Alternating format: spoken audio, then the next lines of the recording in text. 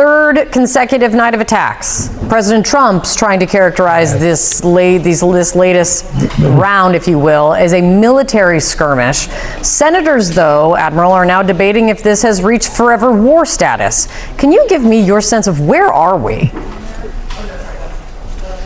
We are closer to forever war than we are to a ceasefire, and I take no joy in saying that. I have felt for a long time, ultimately the two parties here would get to a negotiated conclusion, but certainly the ceasefire is frayed, if not completely off the charts. And Kate, you pointed out the most important thing the administration is doing is this 1,000-mile blockade of the Iranian coast. That's about California, Oregon kind of length, a lot of ports, very expensive to do that.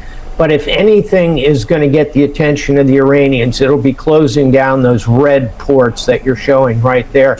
But final thought here, that takes time. You can't just open and close that gate overnight. So unfortunately, we're probably in for a period of turbulence here. That's exactly what I was going to ask, which is when they say the blockade on Iranian ports goes into effect at 4 p.m. Eastern, what does that mean for the U.S. Navy? What do people need to understand? As you said, it's not a switch that you flip on and off. The U.S. Navy will send a couple of destroyers up and around each of the major concentrations of port. And here you've got commanding officers, they're 36, 37, 38 years old. They've got 350 sailors on this destroyer, and their job is to interdict any major ship that attempts to come in and out of that port. It's very risky business, and it can lead to further incidents, further acts of violence going both ways. So think dozens of ships to do this. You've got to put aircraft overhead. You need hundreds of aircraft in order to provide air cover to all of them. Drones possibly coming at them from the air and on the sea. You get the picture, Kate. It's a big operation. It's complicated, and the effects are kind of slow moving, frankly. Colonel Layton, we've heard a lot about drones being used in the Iran war, and for the first time, CENTCOM says that the U.S. used a sea drone in combat. Tell us about the significance of that. Yeah, that's really significant, Pamela. One of the key things here is when you look at the actual explosions that are a part of this, this was a dry dock that the Iranians used, and you can see the sea drone moving forward into the dry dock area, and the dry docks are used for maintenance for ships, and here you can see the color view from the sea drone's perspective. That looks like a mini submarine that was in dry dock there, and blowing that up is of course a very significant thing. It allows us to get in there using these sea drones without risking personnel. It allows us to get in there without really putting in danger not only the forces that would have to take over this particular area, but also air crews potentially who could be used in an attack like this. So this is a major achievement from the Navy's perspective, and it kind of mimics what's going on in the Ukraine war because the Ukrainians have been able to use sea drones to great effect against the Black Sea Fleet. They've basically eliminated the Russian Black Sea Fleet, and they're now going after commercial vessels in the Black Sea. Here what we're doing is we're going after those small boats and those submarines that even mini submersibles that the Iranians have, and that of course is a very significant thing. Yeah, it was interesting because I was just overseas on the USS Abraham Lincoln, and the military officials I spoke to said they learned a lot from Russia's war on Ukraine in terms of drone warfare and how much it has changed modern warfare. Tell us more about that. Yeah, so one of the key things here, this is a Saronic, this is one of the U.S. Navy's above surface drones, and it was actually used in the rescue operation for the Apache helicopter crew that was forced to ditch their aircraft in the Persian Gulf. So it's used for search and rescue missions. They did that for the first time. It's also, of course, used as an attack attack platform, and because it is part of that, it really is an evolution from what we had before.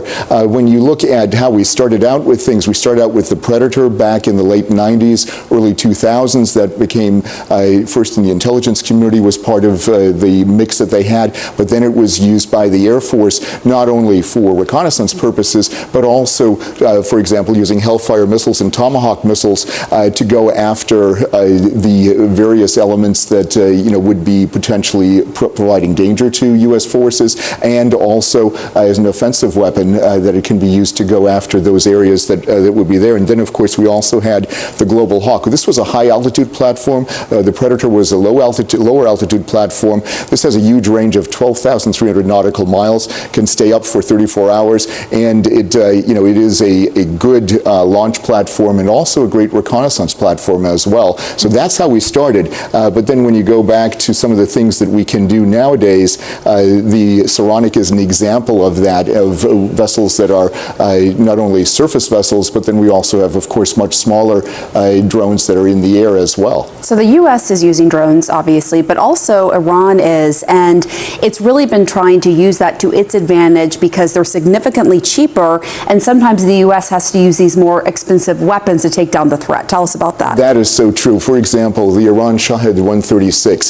So it's a relatively small aircraft when you look at it, but it's still noticeable. It's 8.2 feet with its wingspan, has a range of about 1,200 miles, costs only $20,000. So that's an important number to keep in mind here. And when you see the Shahed take off, it is an aircraft that can be seen in a way that you don't normally expect aircraft to fly, but it is a fairly effective weapon. Now, when you look at the Shahed 136, we mentioned the $20,000 cost. A standard missile or a Patriot interceptor, they cost between $3 and $4 million apiece. So that's the difference. Now, having said this, there are U.S. weapon systems that are being used that cost much less than this. For example, there's a weapon system that's being used on actual missiles that are in rockets that are fired by aircraft that cost only $40,000, not quite the $20,000 that we have with the Shahed, but much cheaper than $3 or $4 million. It's definitely an evolution in warfare, right? To see lower cost drones that are able to impose costs on expensive weapons systems.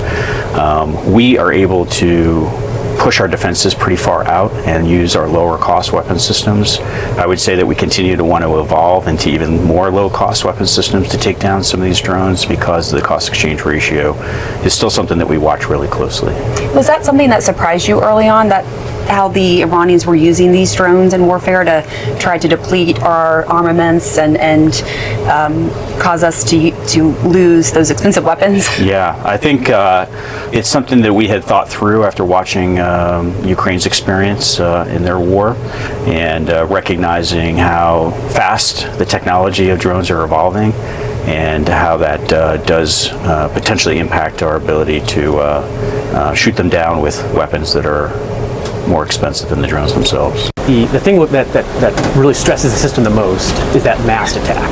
Yeah. The mass attack, because there's only so many weapons we can put out at any one time. So we're trying all the time to counter that. Now again, if we detect it early enough, then you have a lot of time to do it. So I'm always looking, hey, my fight really starts at that Iranian coastline and comes all the way back. I don't wait for it to come to me. I go out and I try to meet that threat. Go out to try to meet that. Yeah, and there's also just thinking about what weapons you're going to use. For example, a cheap drone. Yes. Do you use a multi-million-dollar missile to take it down? Yeah. Yeah. There's a lot of calculation, I imagine. So it's definitely the case of missile conservation is one of my biggest things, and I really don't want to use our really super high-end missiles for threats that don't require it. And sometimes that means we have to wait a little bit, right? Sometimes it means, hey, you know what? I could shoot right now with a destroyer's missile, but if I wait 5 minutes, I could have the aircraft from the Abe up with their somewhat